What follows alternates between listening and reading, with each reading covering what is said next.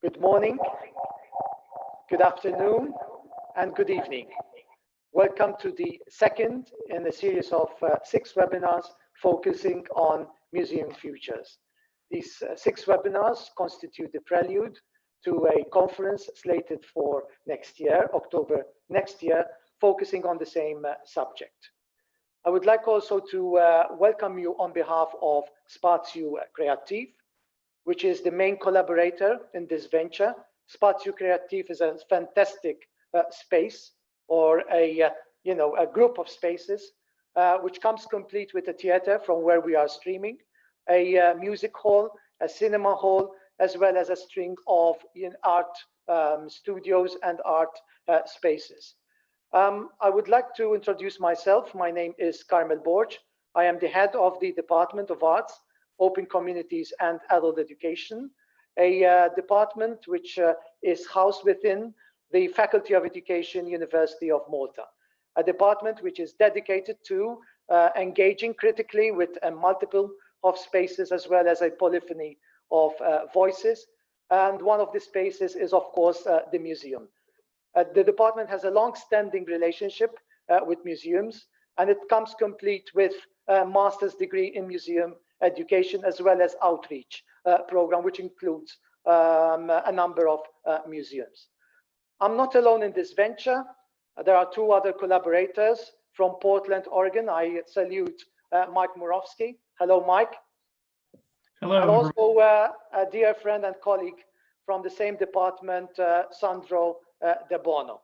Before I obviously let Sandro introduce the speaker, let me inform you that you can share your reflections, your questions, your statements with us through the chat, and hopefully we would be able to share or relay those questions to the speaker. Sandro, thank you for the introduction. Thank you, Carmel. Good evening all, good morning all, depending on from where you are following us. It is a pleasure for me to be part of this project, and I would also like to say hi to Mike from Oregon, who is with us this evening. As Carmel did mention, these series of webinars are intentionally happening at this point in time in order to spearhead the discussion that will be happening in the physical conference happening in October 2021. So there is a good opportunity for you all out there to experiment with some of the ideas, some of the thinking that our fantastic guest speakers will be sharing with us. And this evening, it is indeed a pleasure, a great pleasure for me to introduce my dear friend, Diane Drubay. Those of you who don't know Diane, she is the founder of the Forward Thinking and Change Makers platform, We Are Museums. She is also a specialist in museum strategy, an events curator, a community builder, and an artist as well. I have had the pleasure and the opportunity to work closely with her, and I know how dedicated and passionate she is about museums and about her amazing vision, which will inform her presentation this evening, which will be all about answering the question, how can nature-inspired thinking shape better futures? Diane, the floor is yours. Thank you, Sandro. Indeed, good friend, and I feel really, I feel actually at home being here tonight with you. It has been a long journey that we are actually building up together step by step. Yeah, I wanted to start saying a big thanks to the University of Malta for the invitation, especially to Sandro and Carmel.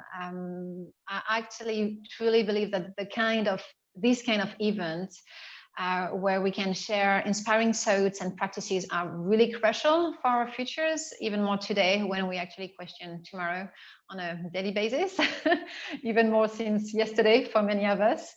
I feel very humbled and honored to be part of such a group of fabulous and inspiring museum change makers. We will be 6 names, 6 people, 6 humans, 6 inspiring museum professionals and museum lovers, and that's a beautiful program that you built up all together, all the team. Shall I start? Do you want to add something? Maybe Mike?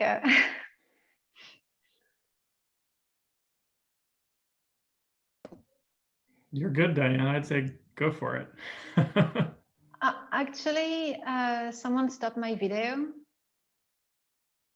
Okay. Okay. Okay. There you are. You're back with us. Yeah. The floor is yours then.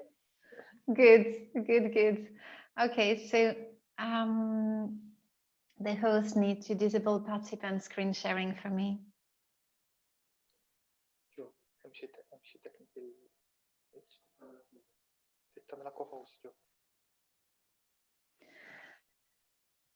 Okay. I'm not Diane? so sure I'll be able to see all the questions. So Mike, if you want to check it, and you can just cut me, okay? It will be easier. Okay, great.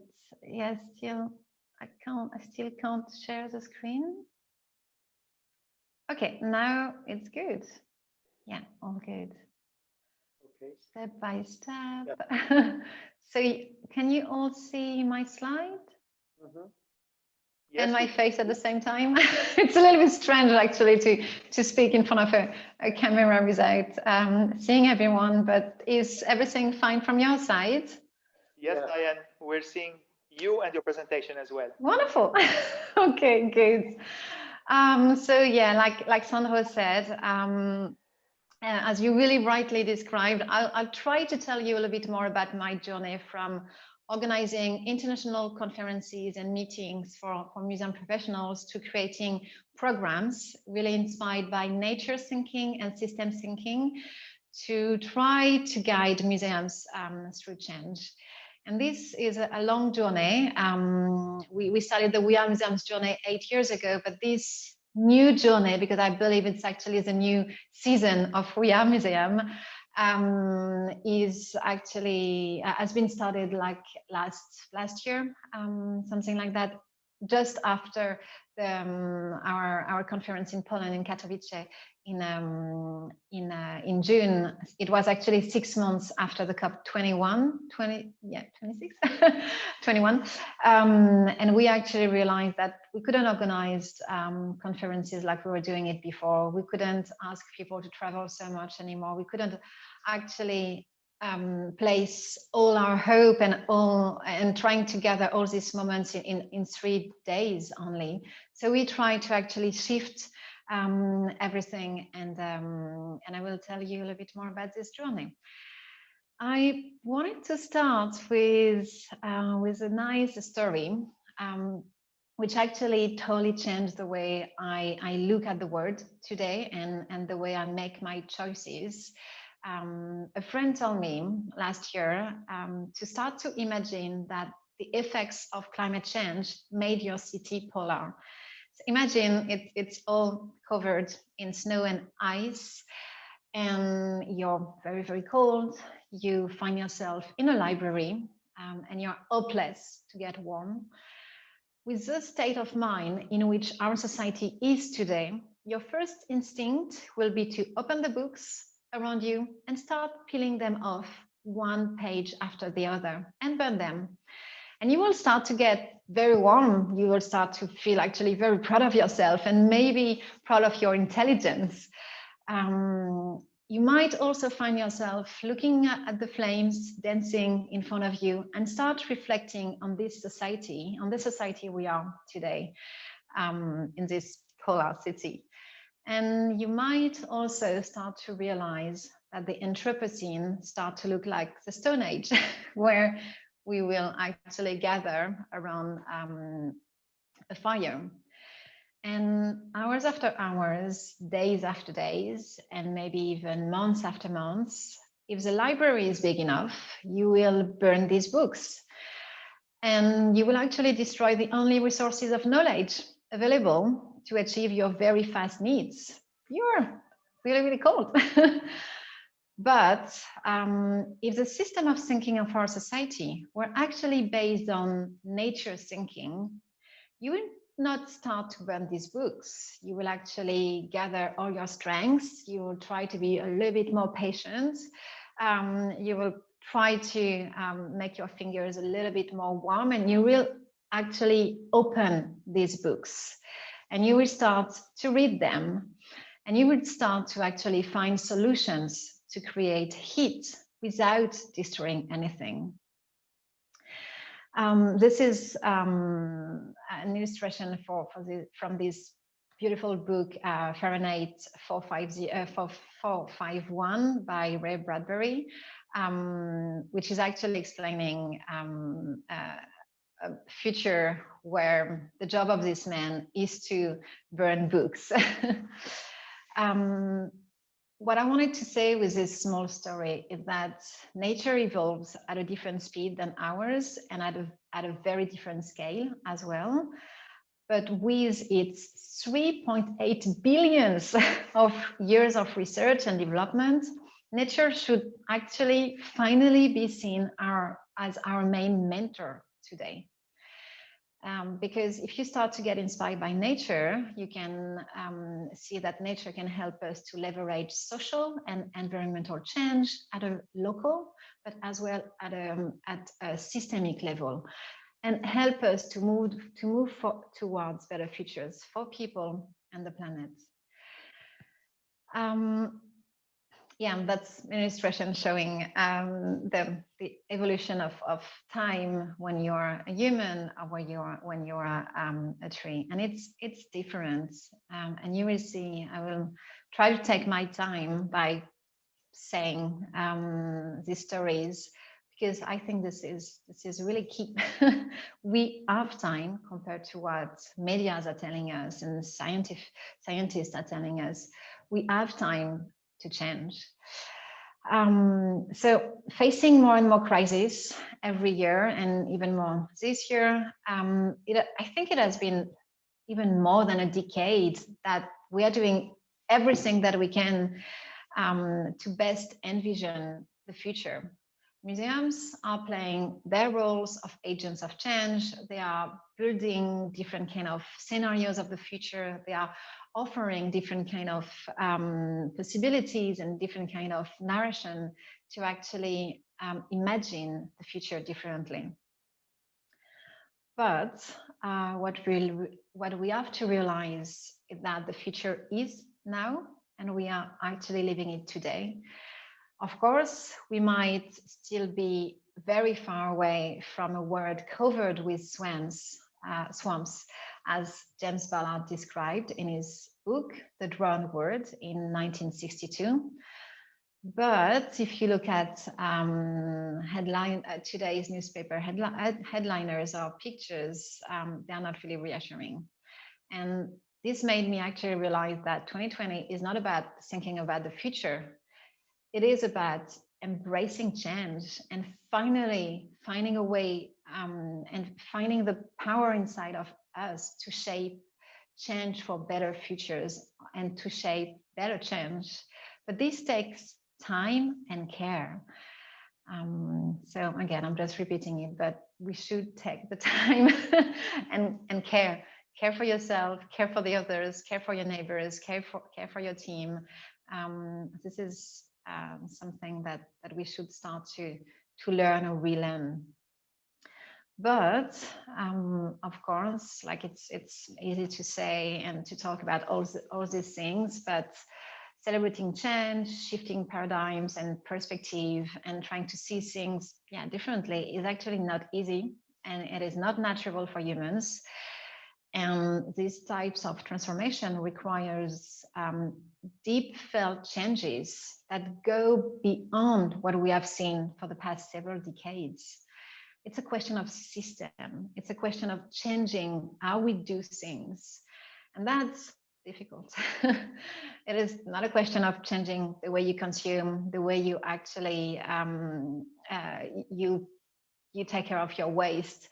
It is not about the way you travel. It is how the system is made. And that's why when you start to think about systemic change and system thinking, you start to see things differently, but we'll go there. What I've seen as well, and I was also part of them, different strategies have been put in place through the past decades. We've seen fundings, we've seen incubation of new technologies, new startups, trying to foster innovation as much as we could. We've seen initiatives supporting local projects to respond to local challenges. And I think we are really good at that, actually, having local impact. We've seen different kind of trainings to produce or consume differently appearing. We've seen new labels, new certificates, global communication to raise awareness on the state of emergency. But if we want our future to be better, our system must be built on new models and values. We must move away from the Anthropocene. And I wanted to share with you this quote from Bayo Akomolafe. The times are urgent, let's slow down. He's basically inviting us to ask ourselves the right questions before going on the highway of progress. He suggests unsettling the models and the values we have been working on and we have been working with. He suggests to start to listen to the land and the people and to stop looking for rapture. The world we are in cannot work on a competitive model anymore. The systems ruling our society today are not generating models made to last. Monoculture, efficiency, competition, optimization are no longer fertile models. That's something that I kept repeating month after month, and it's sometimes getting harder and harder to actually really embrace these new values and these new ways of doing things, because you can face different kind of challenges and frictions.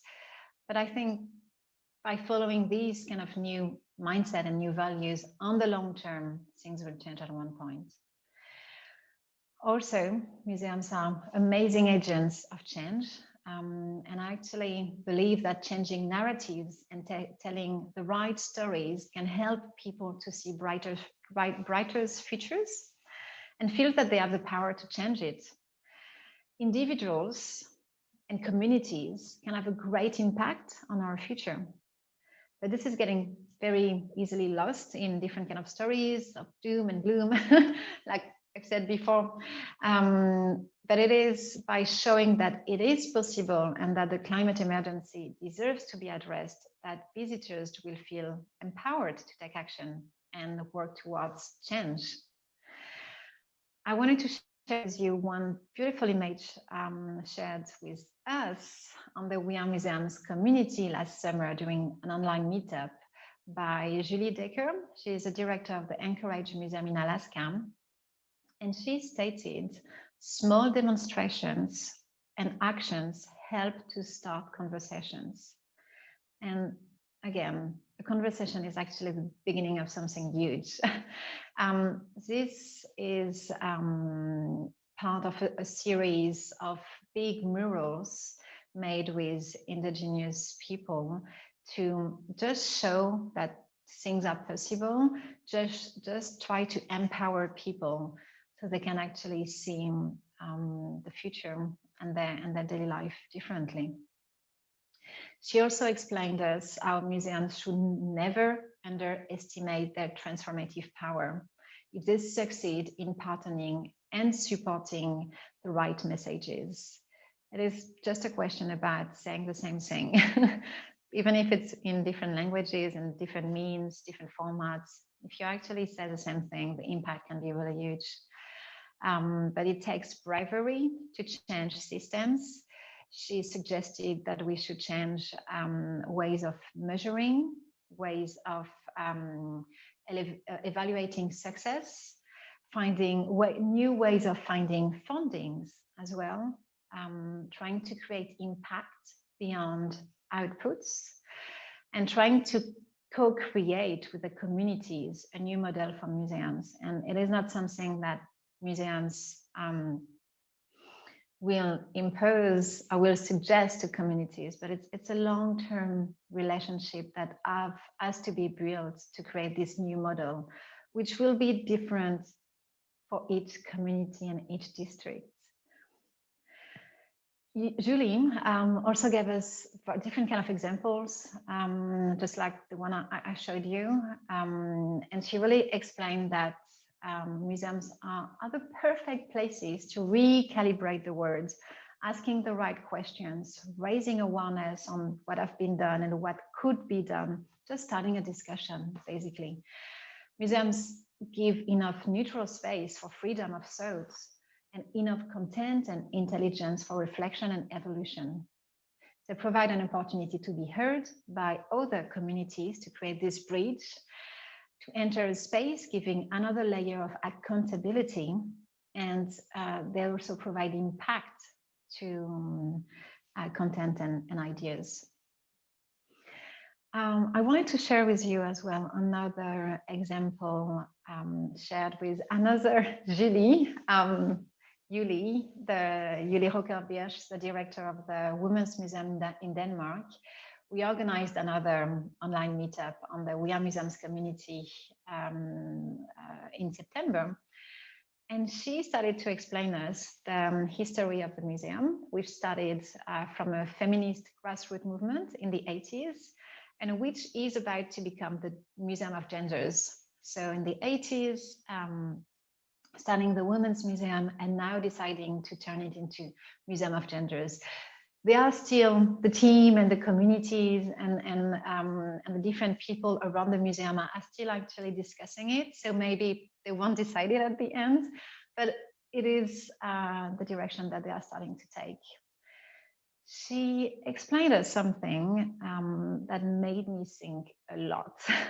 She actually explained what her team has done during the lockdown, during the spring lockdown, to collect stories of people, but not any kind of stories. She told us how it was crucial for them to start collecting the now, the here, the moment, the present, in order to make sense of everything in the future.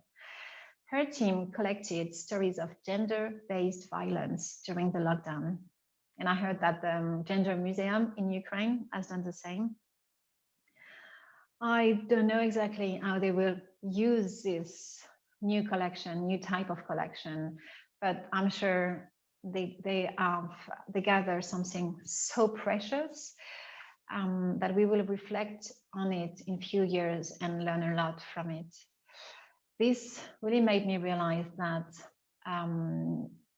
a resilient and agile museum is a museum about the here and the now. It's not a museum about the past. It's not a museum about the future. It's not a museum. It's a museum about. It's about creating the right bridges between time, space, people, and culture. This year, during the lockdown, we kept seeing media talking about the digital presence of museums, these new virtual tours, this new online exhibition, etc.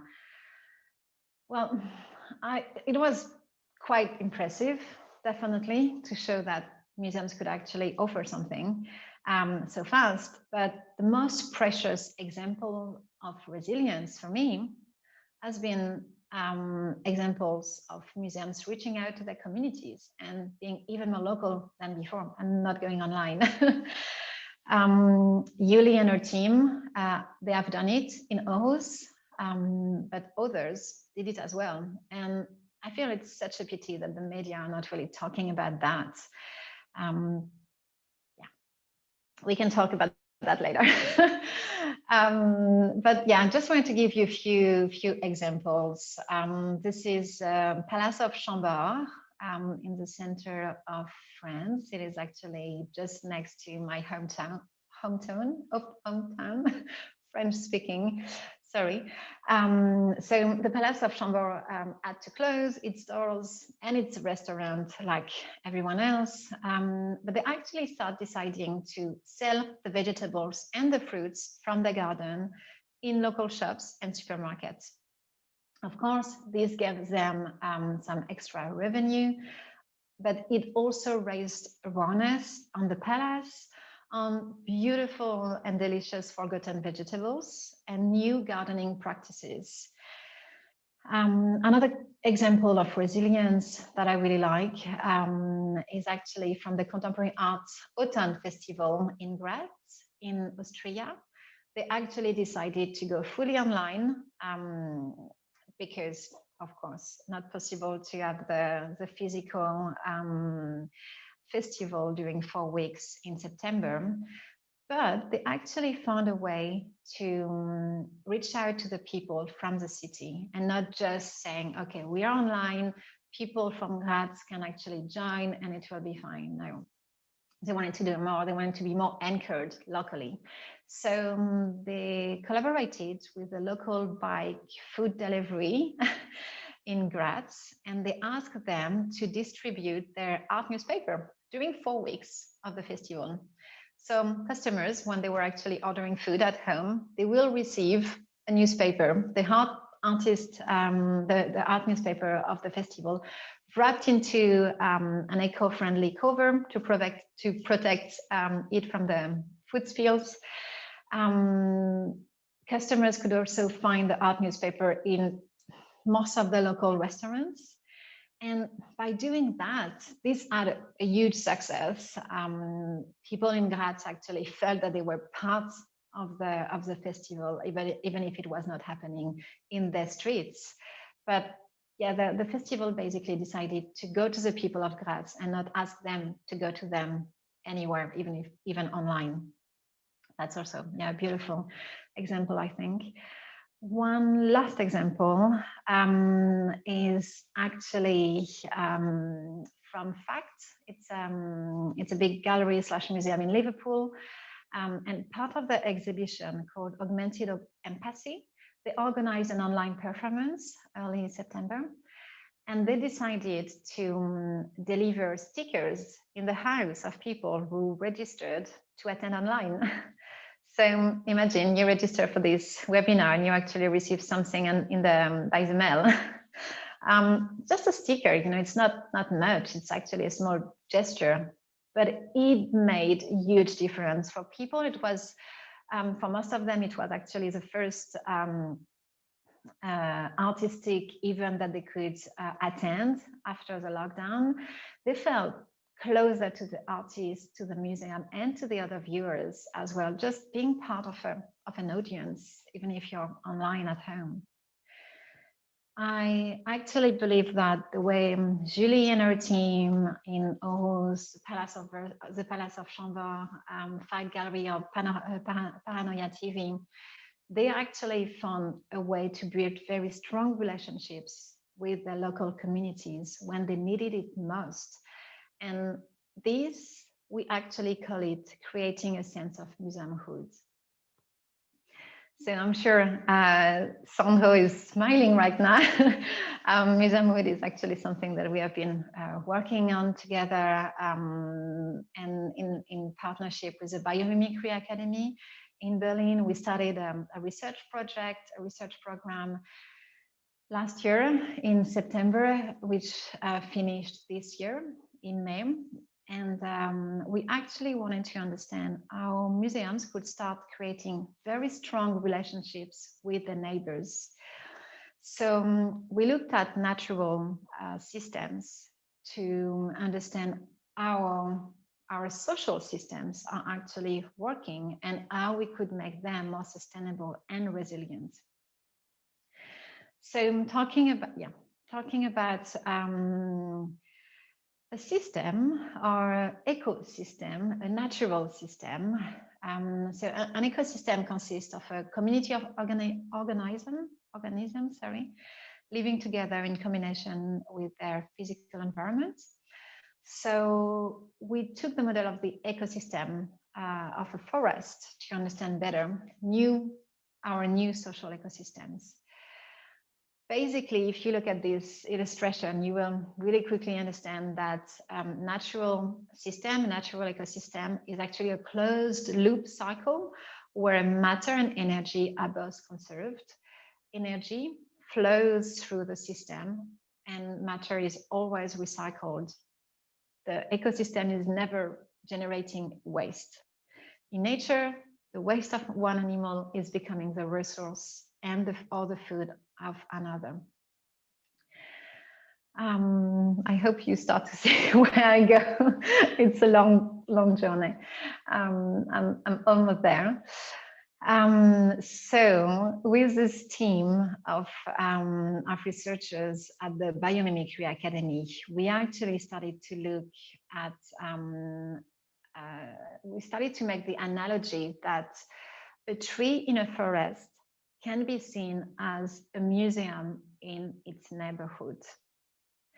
In this model, the flow of information between a museum and the local communities could be seen as nutrients and water transfer between the tree and the mycelium. The mycelium is this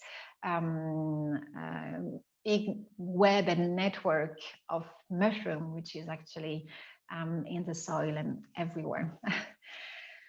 To summarize quickly, maybe this illustration can help you understand better. You see that the one is a tree, then you have the museum, and then the flow of information, which is a 5, is actually the nutrients and the water transfer.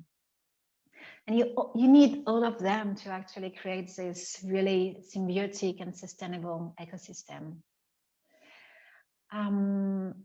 So to summarize quickly, the vision, and I'm asking a lot from you at this time of the day, a lot of creativity and imagination. So the vision is to imagine that the museum is a tree among others in a forest, and neighbors are the mycelium connecting them all. So we are not talking about a museum at the center of anything, but a museum being part of something, being fully included from the beginning, not wasting, not producing without having its own goal and its own aim and its own audience. So it's actually a museum which is constantly locally attuned and constantly permeable to different kind of needs and to the people coming and going and in the museum, but also in the district. But this is not such an easy task. Indeed, if you want to be able to foster such kind of symbiotic relationship between a museum and the neighbors, and if you want to become an active agent inside of one ecosystem, it is all about the ability of the museum or the organism to adapt to changing conditions, to stay locally attuned, like I said, but still celebrating and respecting and listening and caring to the individuality and the core features of the other organism part of the ecosystem. I hope this is not too complicated. But this can't be done alone in silos, in departments, or within sectors. Yuli from the Women's Museum in Oz explained us that she sees her museum as an organism and not as an organization, where each employee is a cell working on a different project and making things happen together. And actually, you know, the more I understand nature and the more I listen to resilient systems like the forest or like the Women's Museum in Aarhus, the more I feel that we need to change few things, and some requisites are essentials to imagine regenerative futures. If you look at nature and listen to indigenous cultures around the world, the insights are really simple. Regeneration is about the collective. It's about the together. it's about the commons, and it's about creating collaborations. If you always take care of these four features, these four characteristics in your project, you could create something, a system which is sustainable. But we need to take the time, we need to listen deeper, we need to celebrate plurality and diversity. Yeah, I can share this presentation with you after. You can also find the presentation of the students from the Biomimicry Academy. They gave us a beautiful presentation explaining everything in detail, and it's online on the We Are Museums community. So just ask me afterward if you want. I wanted to share with you something which I refer to quite often. If you actually want to guide museums through this post-traumatic time and to help them to create environment conducive to life, to change, to transformation, the life's principles are really, really useful. They are actually used in biomimicry thinking, and they are a set of 26 universal patterns followed by almost all forms of life in nature. Almost. They highlight that life on Earth is interconnected and interdependent and subject to the same set of operating conditions. The life principles underline also that diversity, redundancy, and decentralization are at the base of any kind of evolution. To my mind, they actually provide like this great framework. If you want to actually start to cultivate collaborative relationships, if you want to start optimize resilience and to foster regeneration, this gives you really practical framework to work with. So I wanted to just share four questions with you, 4 questions that you can actually ask yourself if you want to test your ideas and your project to see if they are really sustainable, to see if they are really following nature thinking. So very simple, well, simple, simple to remember. How are you making sure that your solutions are locally attuned and responsive to change?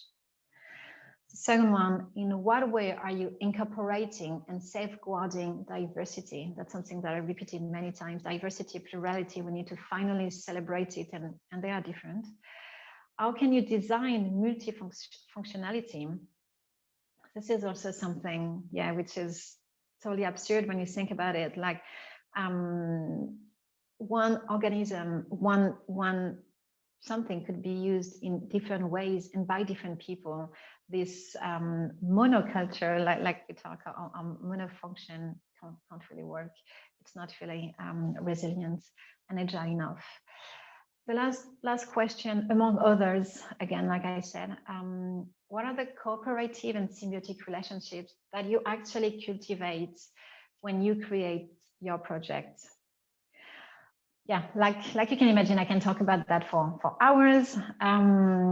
It is a different kind of mindset that you need to adapt. It's quite a sport. It's quite an activity.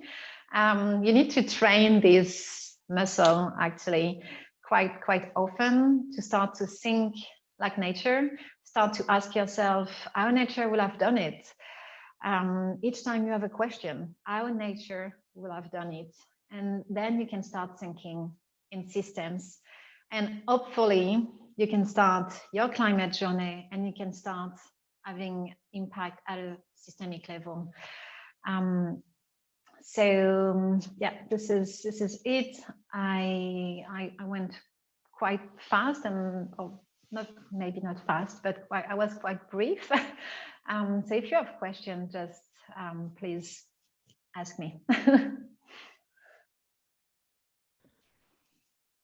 Wonderful.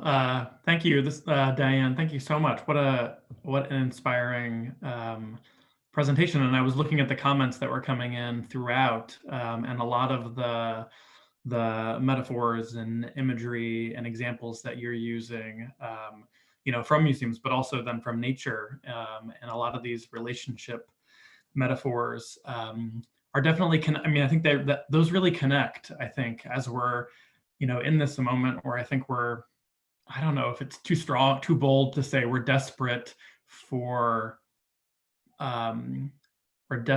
sort of these new organizational structures, new ways of thinking about how museums can work within the world.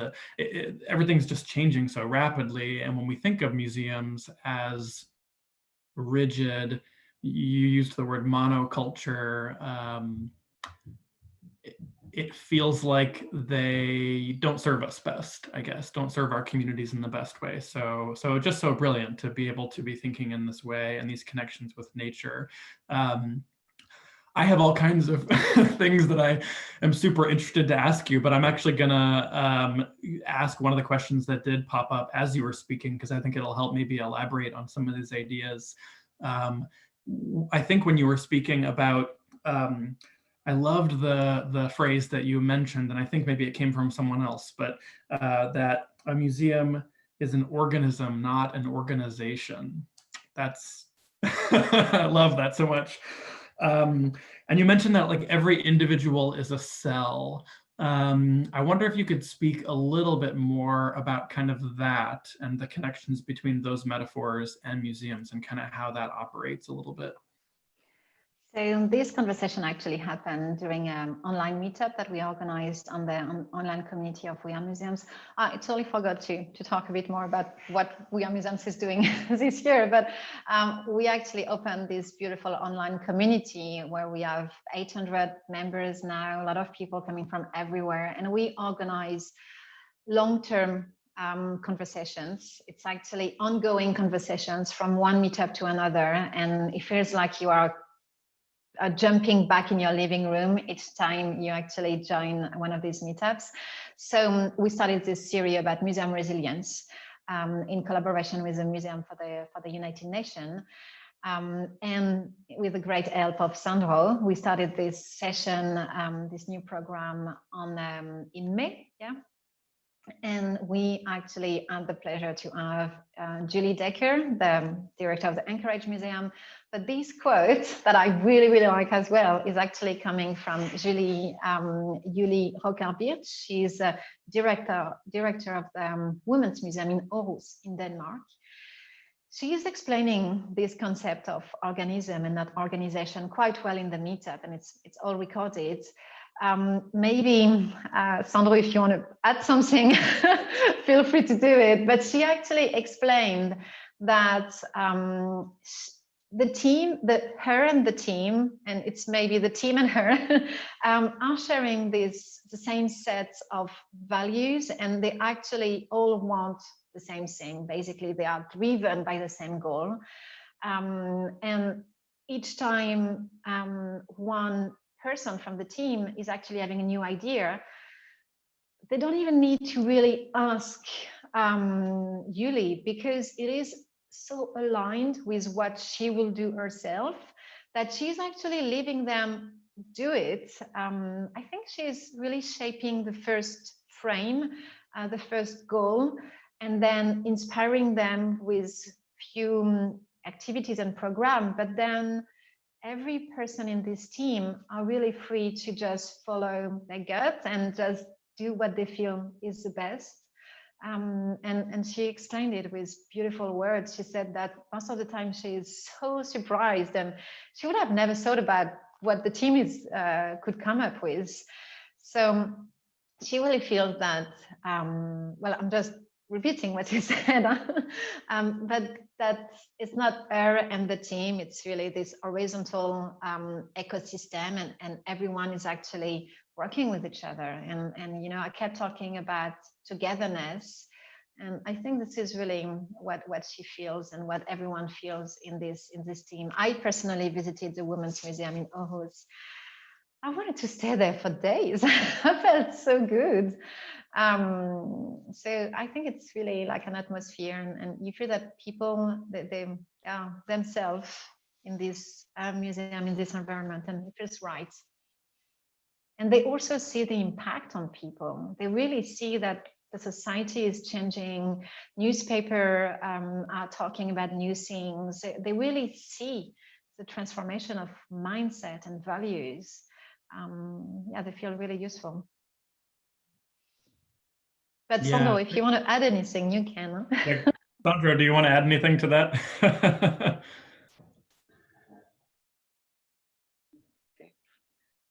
Yes. Yes, I mean the experience with VR museums and these meetups on museum resilience were quite an extraordinary experience, and the participation was very rewarding, enriching. People were pulling in ideas, they were reacting to thoughts, to comments, and I'd like to pick up on one of the questions.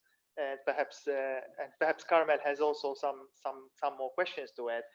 One of the questions that came up in the chat was about the current circumstances. So we're talking about neighborhood, we're talking about ecosystems, but museums are closed. So perhaps Diane or Mike, what are your thoughts about this? I mean, how can we actually be resilient in eco terms at this point in time? I mean, is this thinking to be kept on the shelf until better times, or is it something that can also inspire the now? Going back to what Diane has been saying. Mike, do you want to take this one? Well, I mean, Diane, you even started to mention. I appreciated hearing you say that going online when museums had to close, and many museums are still closed. That's great and all, but I really appreciated that you highlighted museums and institutions and organizations that either instead or also made the decision to really connect with, so they had relationships with their communities, but what were some ways that they could see, not putting a pause on those relationships and leaning into that. I mean, you mentioned these great examples where, food and gardening, and connecting to those. There's so many examples, I think, that I'm aware of here in the United States where museums, really stepped up to continue that in-person connection. Some art institutions decided they would mail art supplies to children that are, at home because they can't go to school. So it was really important in so many communities for those students to get art supplies and then to be able to connect with their art museum online to do art projects, journaling projects. There was an institution in Pittsburgh that used its space for, I think it was in Pittsburgh, used its spaces that needed to be closed for art programming, but they used them for testing, for COVID testing. So just thinking about like how, instead of just closing it all down, right? I mean, I think it's been so awesome to see museums see this as a moment where communities are in greater need than ever. So they stepped up and made things happen, and that's just really so important, I think. But Diane, you know of so many examples. I mean, the ones you mentioned were so good. I actually feel that all my speech was just about that. Was just about actually connect with your neighbors, and even if you're closed, this is actually not an issue at all. Yuli from the Women's Museum, I'm quoting her again. I'm such a fan of what she's doing. She actually created this small mobile museum. So it was this small truck, and she actually offered people to hire her or a curator of the museum to come in their garden and to talk about something. And why not? You can actually go in the street, you can go in gardens of people, you can go in parks, and you don't have to stay stuck in your museum even if it's closed. You can do so much more. Really. Museums are, I think all my speech was just about that. You just listed beautiful examples. I've done the same. We can find, and we should find much more.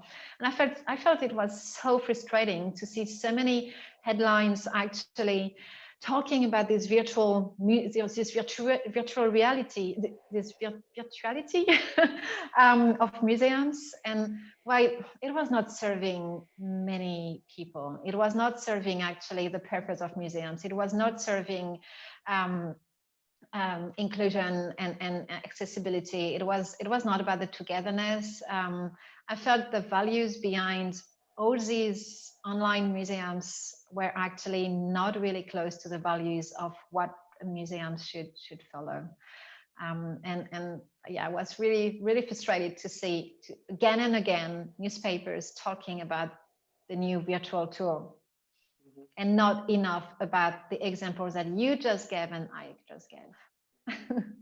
Diane, one of the concepts that you have managed to generate in such a small time is the concept of museum resilience, which I find very interesting and very intriguing. My question, perhaps a clarification, but also a statement at the same time, is how come it's museum resilience? It's still, to my mind, museum focused rather than community focused, that term.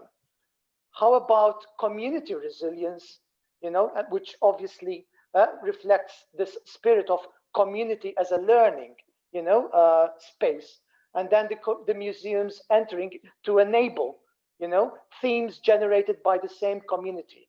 And in that spirit, the community becomes a co-producer with the Museum of Knowledge. I find the concept of community resilience as too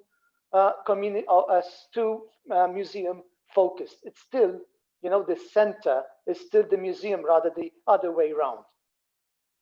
Well, that's a really good point, but I actually think that the museum resilience, the resilience of museums, is just a tool to go towards museumhood. And what you call community resilience is what we call museumhood. Is actually having a museum being able to be permeable enough and porous enough to local communities and neighbors to shape itself constantly to stay, like I said, locally attuned. I think it's just a question of language, and this is as well a big question, language. And I think Bridget Mackenzie from the Climate Museum UK is saying something beautiful lately. She's talking about emotions. And I actually believe that if you talk about climate emotions much more than climate wording or climate communication, you will understand things at a universal level. Like we are currently facing a huge issue and challenge in terms of language, and maybe we should actually start speaking with each other on another basis and actually going above language. But that's another topic. Yeah. You bring about a lot of metaphors from nature. So if you look at how, you know, the world is going in terms of demographics, you know that, you know, the world is increasingly becoming urbanized. Now, how can you resonate with an urban, you know, population with such metaphors? Well, we start to see, and that's why biomimicry thinking is actually wonderful. We start to see cities thinking more and more about the local. You know, Paris is talking about this 15-minute city, and many other cities are actually thinking more local, more sustainable, more about the locality. So you can actually start thinking about the city as micro ecosystems. A lot of architects are also thinking about sustainable architecture, are thinking about different ways to manage energy and waste. Like we start to see beautiful things happening. It is taking time. So it's not just in 10 or 5 years. But I was really impressed to see lately Paris actually having this big project of the 15 minutes city, where you can actually stay in your neighborhood. You can stay and you can actually evolve in your local ecosystem, and you can actually eat and share and produce in this ecosystem. So that's one step. But if you talk to biomimicry experts, they have so many others. I know many of them. And they are already actually working on new districts, new ways of living with each other and really never wasting anything. Really inspiring by this ecosystem thinking. Diane, there is a question by Malak Fauzi from Barcelona, which to me is interesting. I believe you can also see that. Yeah, I just find it. It's about how museums can still connect with the neighborhood while the doors are closed. It's very much on the same lines. But then Malek also raises one of the questions about the online presence and the digital platform. How is nature and the digital going to reconcile? How are the two going to work together? Are they analog or are they on total different levels? What do you think the future will be leading us to?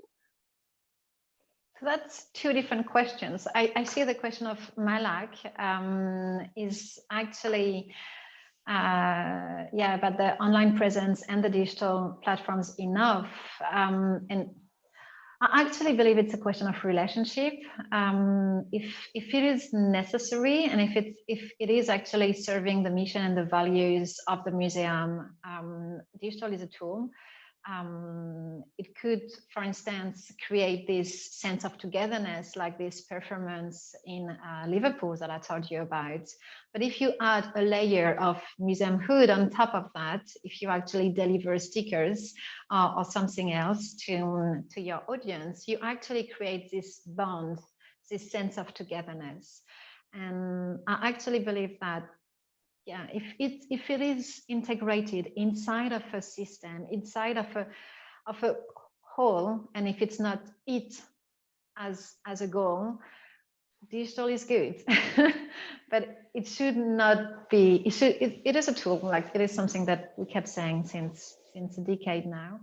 I think it's a question of relationship, and we should always think about using tools that are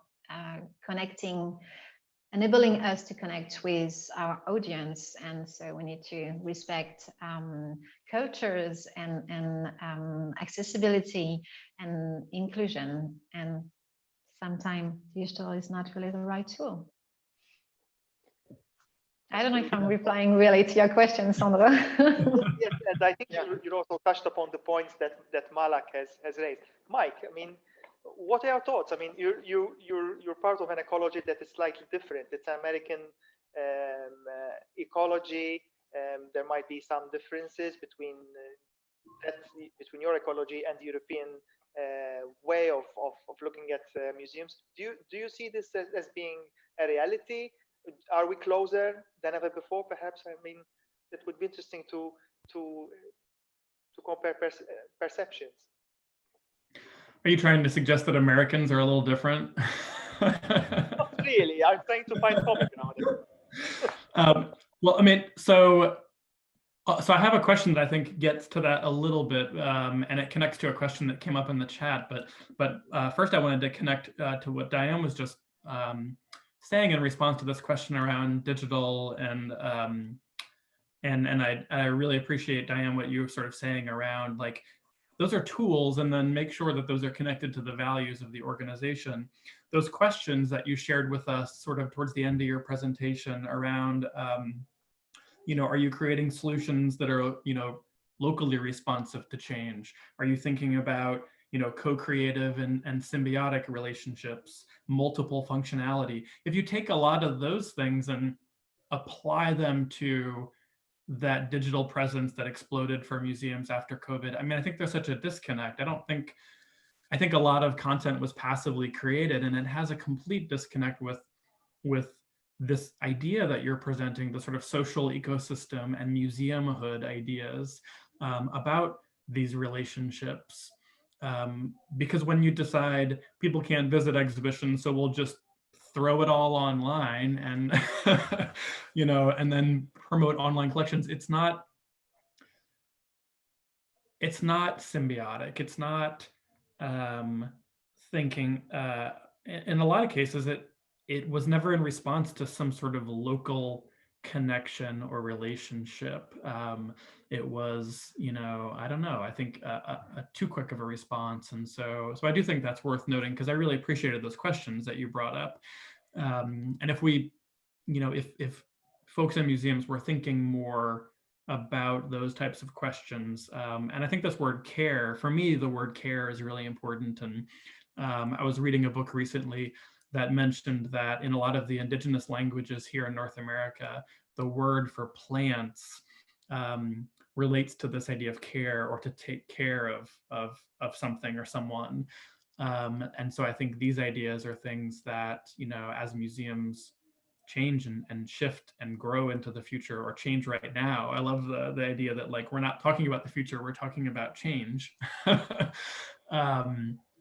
That these ideas can really form the core of a lot of these shifts. And I think, Sandra, to kind of get back to your question, I think one of the things that is coming up in a lot of the conversations here within the US, at least some of the folks that I've been speaking with, or that I have a lot of respect for, is a lot of the idea of decentering museums. So Carmel, it relates a little bit maybe to what you were even talking about around, are some of these models a little too museum-centered when we're talking about resilience?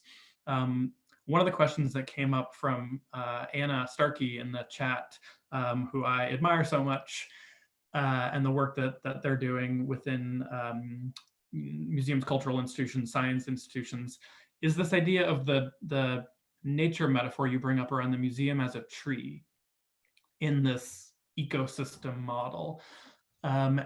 And whether that's still a little too museum-centered, or how could we rethink of that ecosystem model where museums can be just a piece of it? So, like, could the museum be, a fungi or a mushroom instead of the tree?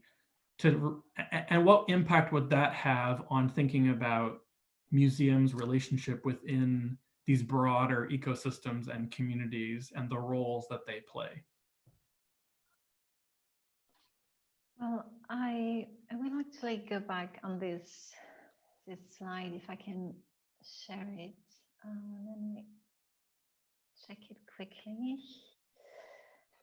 Yeah, the forest food web and the forest ecosystem is actually showing some producers, some decomposers, and some consumers, some primary consumers and some secondary consumers.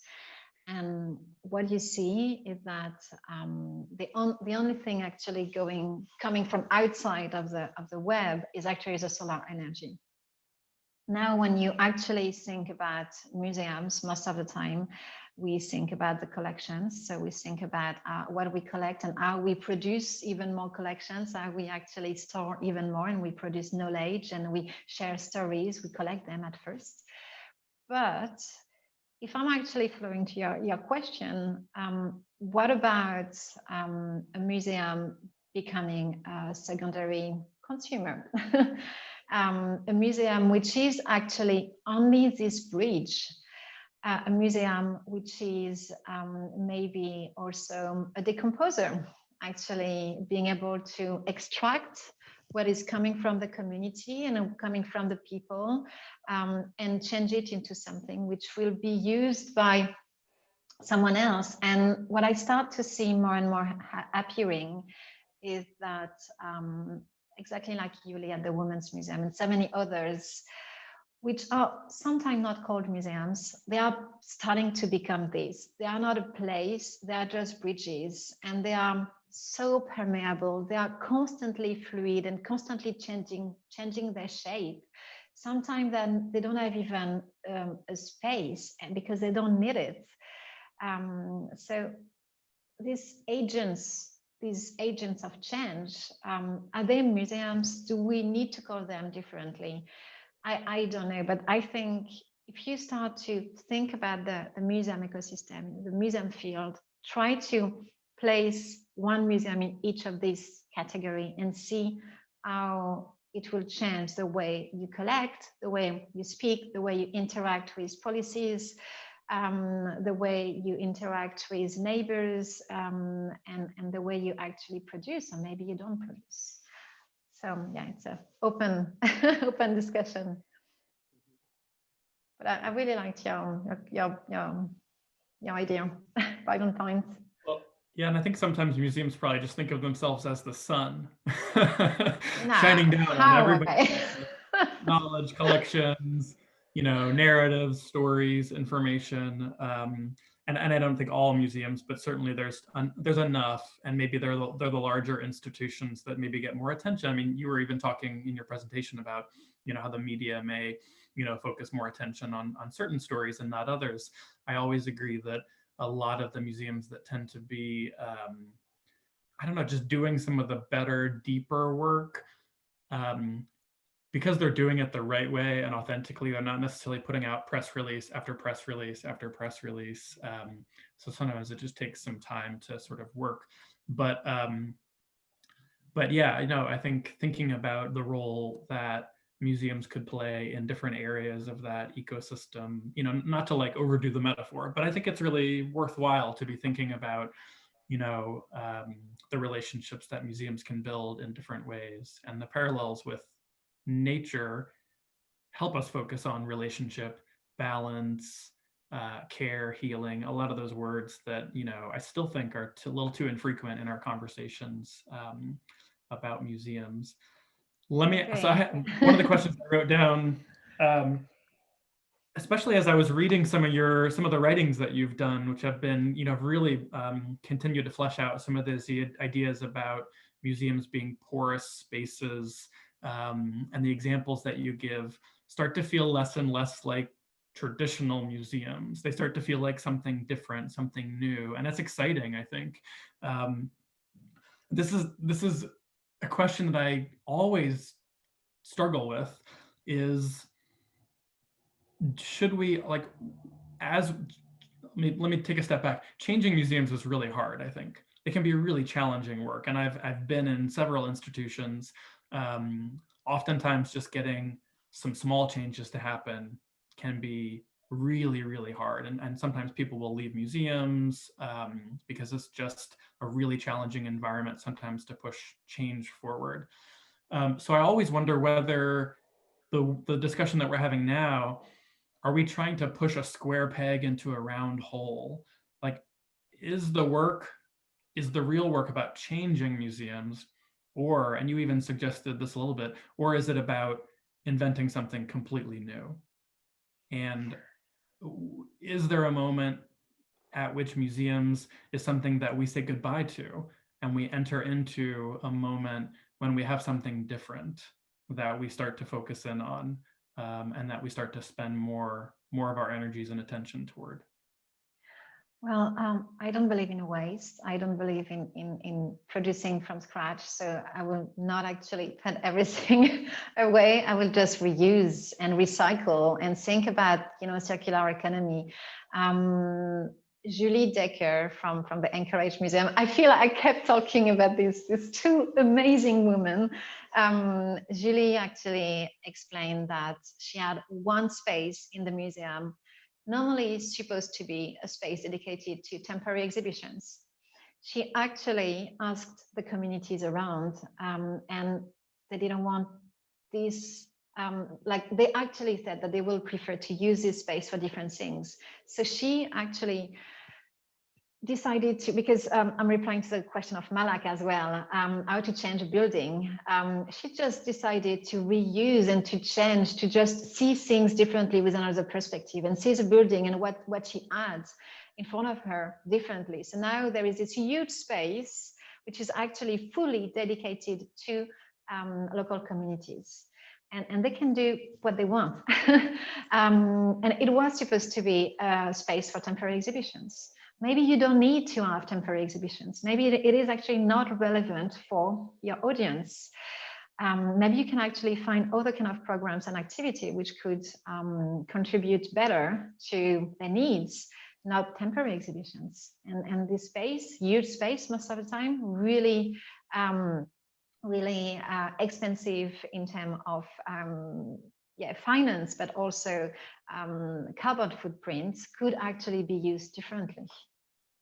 Diane, I hope I'm not misreading, the letter and the spirit of Mike's question. But obviously there are two concepts here being played, next to each other. We have the museum and we have the community. So my question is, and I think I've read, Mike's question correctly. Is this about, the museum's survival? Okay, basically reinventing itself to render itself more relevant and therefore perhaps more probable that it will survive? Or is it about, community regeneration as the ultimate, goal and the central goal? That's my question. Second question or second statement is, I have lots of experience in terms of community development. And what communities generally look for are first, long-term relationships, okay, with whoever goes into the community. And secondly, and I think the second one is very important, some kind of transformative action, because community is always asking, what's in it for me? Now, with the project-based, approach, and projects tend to be ephemeral in nature, can we actually achieve, transformative action within the community? Well, if I may, I actually think that the first requirement is actually even more important. This long-term commitment, this long-term relationship. It is not just about one season. It's not about one 6 months exhibition and asking them how they feel about something. It's about evolving with them. And it is something that I won't talk more about because Nina said it so perfectly and so beautifully 2 weeks ago. But yeah, Mike, if you want to jump on as well.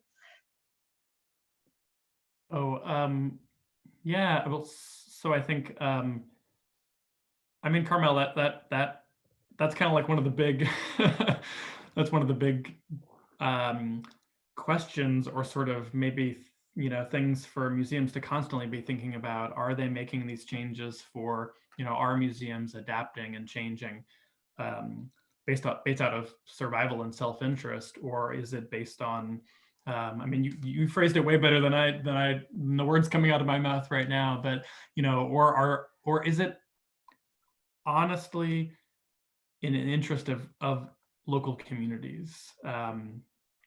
And, being outside of museums now for, since the spring, it's been really interesting to really have conversations with people across the field about how few examples exist of institutions that are really sort of setting their own interests and ego, if you could say that, because I think, museums sort of behave in that way sometimes, aside and thinking about the betterment of communities.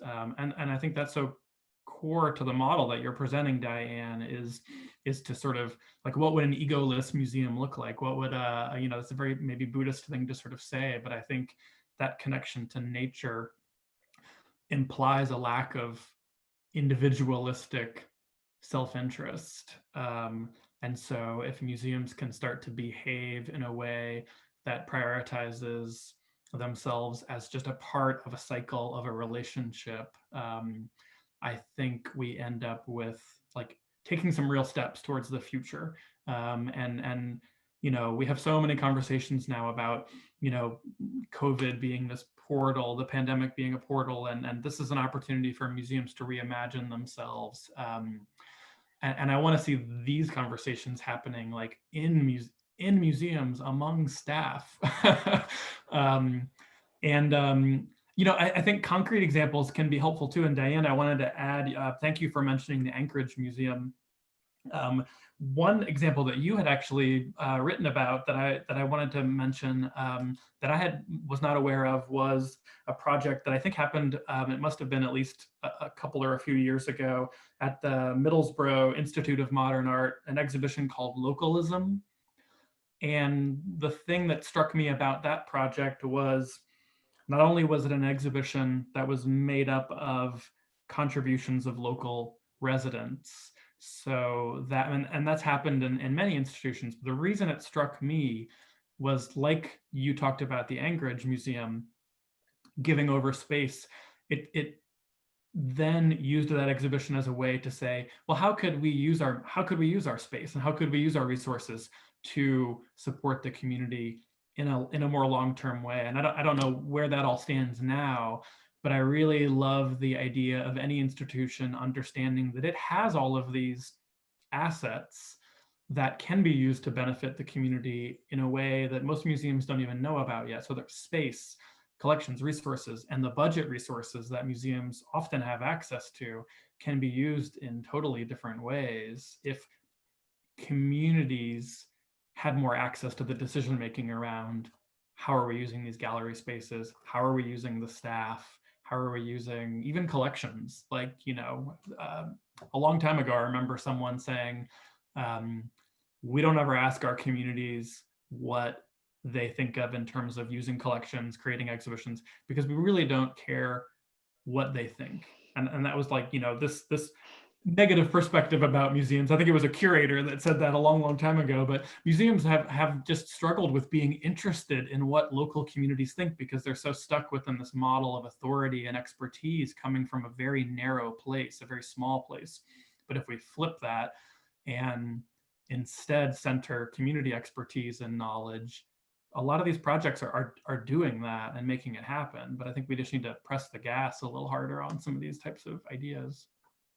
I fully agree with you, Mike. And about this example in Middlesbrough, Alistair, in 2 weeks, we'll talk about that, because it was his museum and his project, and he's such a fabulous and inspiring man as well. I would like actually to flip the coin, because you said our museums could actually use what they are for communities. I agree, need to ask that. And maybe museums should actually start asking the question, do they need to exist? I'm not talking about museums existing. I'm just like talking about one specific example that was really inspiring for me, is the Museum of Movements in Sweden. They actually started to think that they should create a museum of migrations, museum of movements. They started to go with a small team in each main cities, village, place in Sweden, and they asked communities, do you think it will be useful to have a museum of movements? They've done it for 1 year, just listening, taking the time, caring, listening again. And then they came back, and then they had a big session in MUŻE, and then they went back and they asked again, okay, do you need a museum like that? And what I felt very inspiring is that if the reply would have been no, they would have done no museum. And I think that's a really beautiful lesson to remember, that maybe you should ask people, do you need a museum? And if they say no, don't do it. And that's even going in the extreme of what you said. And that's a beautiful example. Diane, and today, just to finish on this Museum of Movement, today is actually, it is a museum, but it's actually one space given to the community in MUŻE.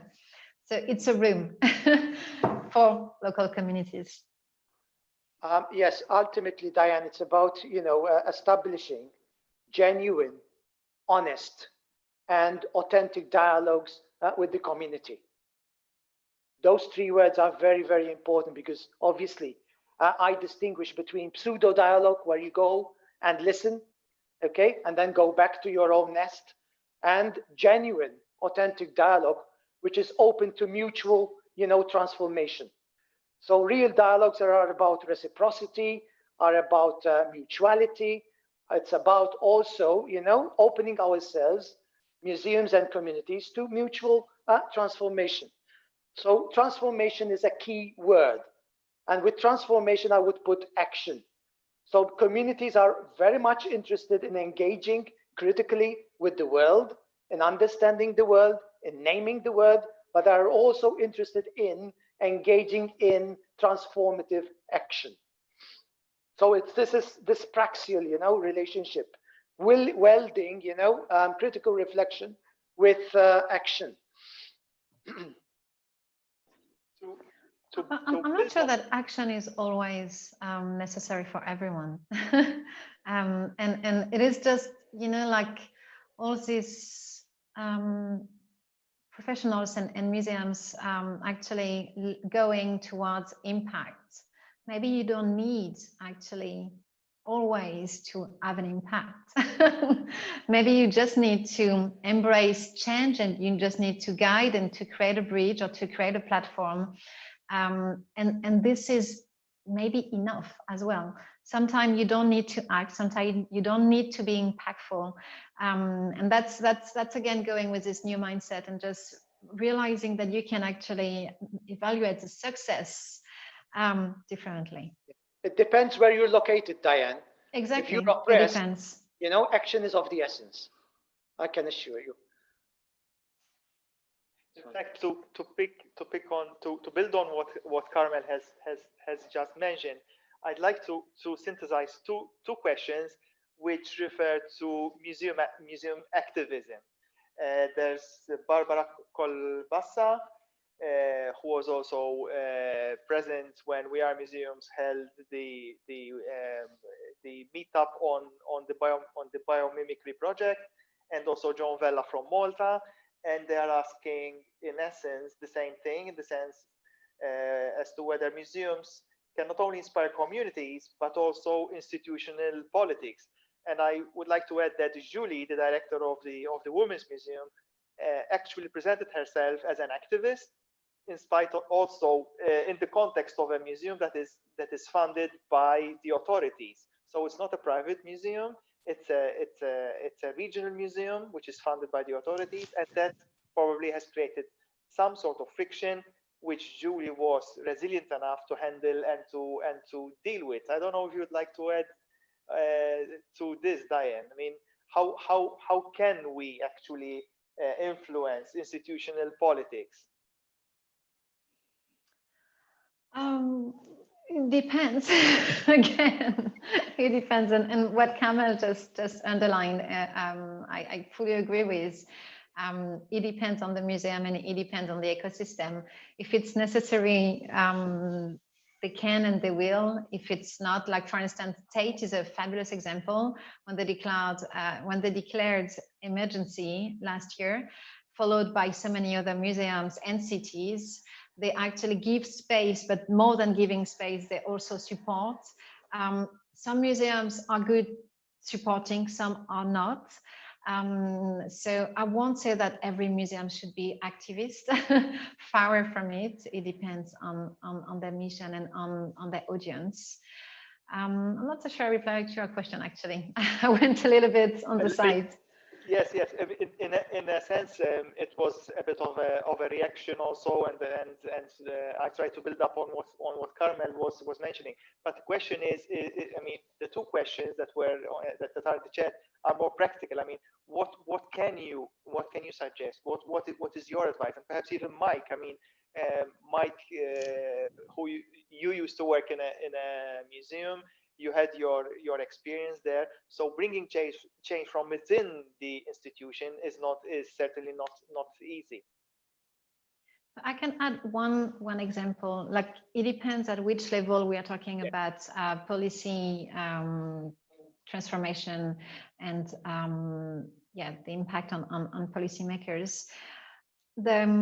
Recently, a group of museums and cultural institutions gathered in Paris following the support of the municipality of Paris, actually.